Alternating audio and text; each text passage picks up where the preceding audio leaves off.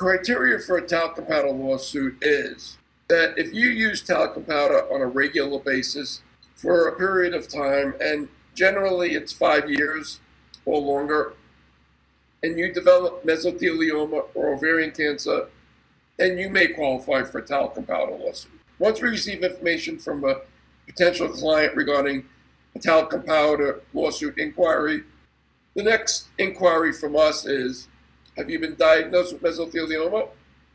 Have you been diagnosed with ovarian cancer? And if you were, where can we get those records that show that? One of the disqualifiers is if you have the BRCA1 or BRCA2 genes, as those two genes would predispose you to ovarian cancer. And Johnson & Johnson most certainly will be pointing to those BRCA1 or BRCA2 genes in a particular client, saying that's what caused the ovarian cancer. It's not our talcum powder. So if a client has BRCA1 or BRCA2 genes, in most cases, that's the case that we're probably not going to pursue.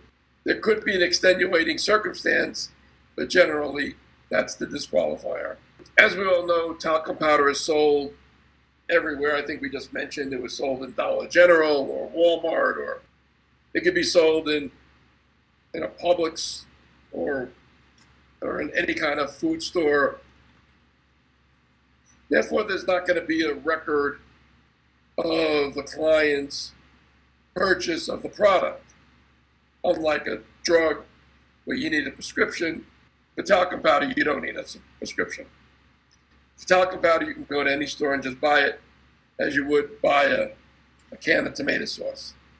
Therefore, how do you establish that you used Johnson & Johnson's talcum powder?